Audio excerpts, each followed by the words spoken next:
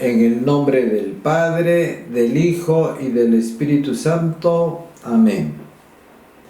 Queridos hermanos, hoy día sábado de la quinta semana del tiempo ordinario, el Evangelio es de San Marcos, capítulo 8, versículos del 1 al 10.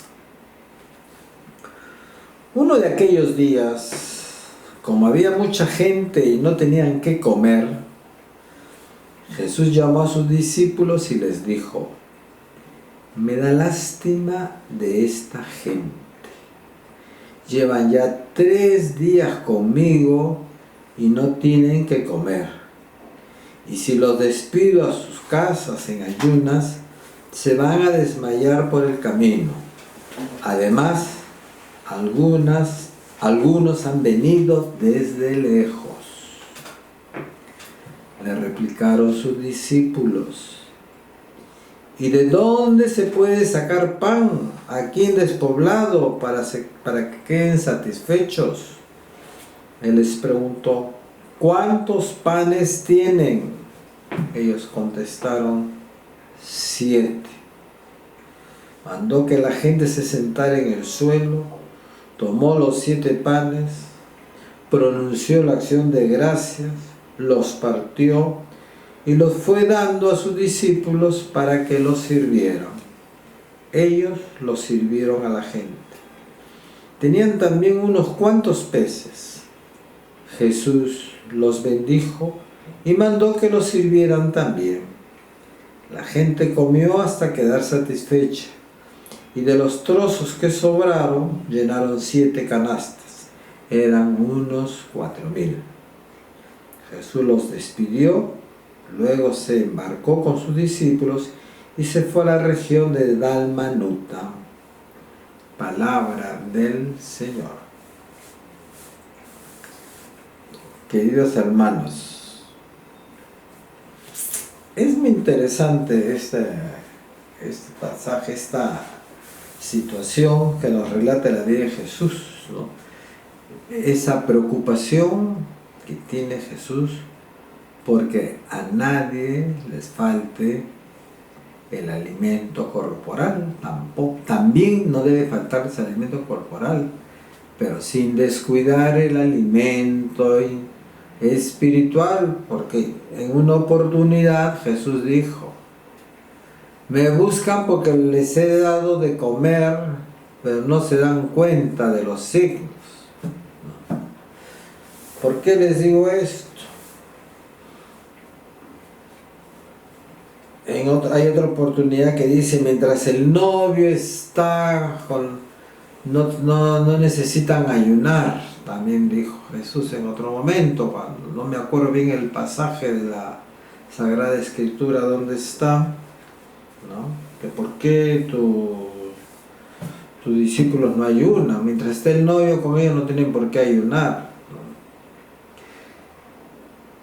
¿no? La pregunta es: ¿hoy día Jesús realiza la multiplicación de los panes? ¿Qué piensan ustedes? Yo creo que Jesús todos los días y en muchos momentos está realizando este milagro, porque Él vino a darnos un alimento espiritual. Él no nos vino a dar el alimento, como hemos escuchado más veces, que ingresa por la boca, se va al estómago y de allá a las letrinas. No, Él nos ha venido a traer un alimento más grande, que es su cuerpo, alimento para la vida eterna, y su sangre, bebida que nos purifica. Y además su palabra, que es el otro alimento, que es ese alimento que nosotros tenemos que asimilar, hacerlo nuestro y vivirlo. Pues sí, entonces Jesús todos los días y en cada momento, cuando se realiza la Eucaristía, está haciendo la multiplicación del pan de vida. Fíjense ustedes, qué maravilla tan grande. Y no nos hemos percatado de eso, ¿no? Porque solamente estamos pensando en lo material. Y no nos damos cuenta que más importante que lo material es lo espiritual. Ya Jesús lo dijo: ocúpate el reino de Dios y su justicia, el resto viene por añadidura. El hombre vive preocupado del resto, de la añadidura, y se olvida de la parte más importante, que es ocuparse del reino de Dios. ¿Y cuál es el reino de Dios? ¿En qué consiste el reino de Dios? El reino de Dios es la buena nueva, es el mensaje que ha traído Jesús, que nos dice cómo debemos amar a Dios y cómo debemos amar al prójimo, cómo debemos de realizar nuestra vida, cómo debemos nosotros organizar nuestra sociedad. Organizar la vida, recuerden, es organizar la sociedad, porque Dios ha creado al hombre no para que viva aislado, cada uno por su cuenta, no. Ha creado al hombre y lo ha hecho vivir en comunidades, algunas pequeñas, otras grandes, y que las comunidades en sí también sepan a vivir en comunidad con las otras comunidades. Pero para poder hacer eso necesitamos esa multiplicación de los panes, que no es otra cosa que el cuerpo de Cristo, ¿no? Y su sangre. Y eso se realiza en el gran misterio de la Eucaristía.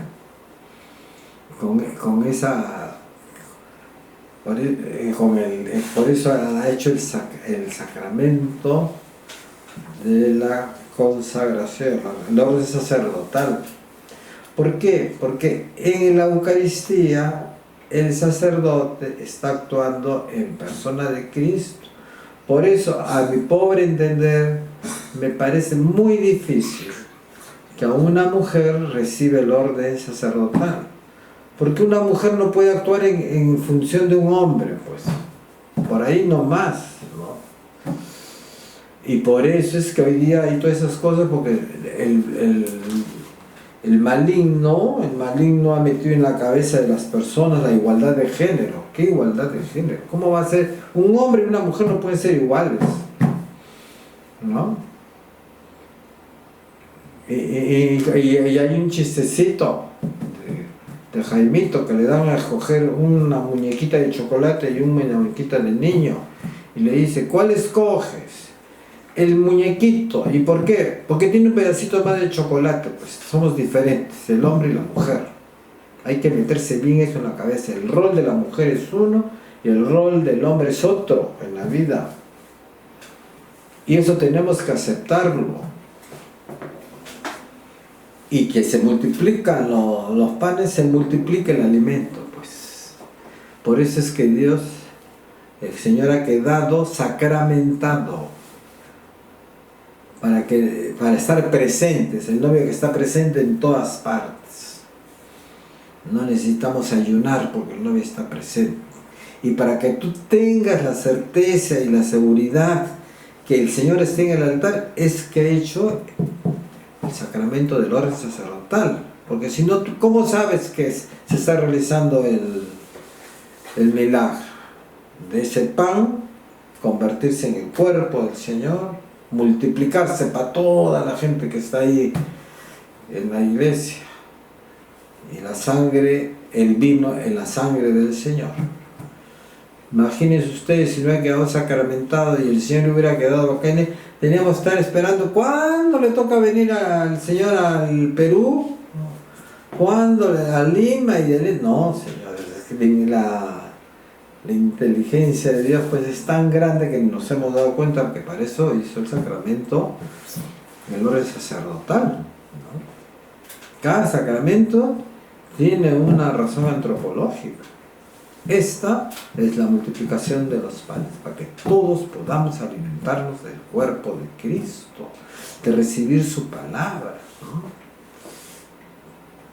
Para no vivir en impureza, sino vivir en amistad, pues, ¿no? En vivir en pureza. Pero la pureza entendámoslo de una manera también lógica. Recordemos de que el ser humano no puede hacer actos perfectos.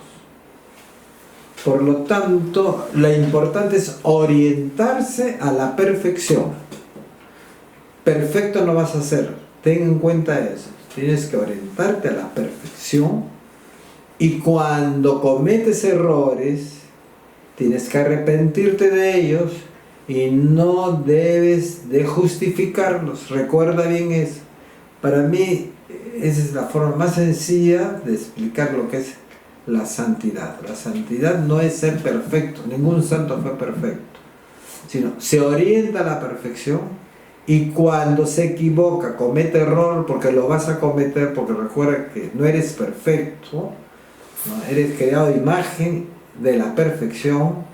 Entonces tienes que reconocer y solucionarlo como lo indica la Iglesia, porque la Iglesia ha dado la forma. A través de la Iglesia, el Espíritu Santo ha guiado para que se vaya organizando la forma para que las personas puedan seguir a Jesús, camino, verdad y vida, hoy en amistad social y fraternidad, a pesar de que no somos perfectos.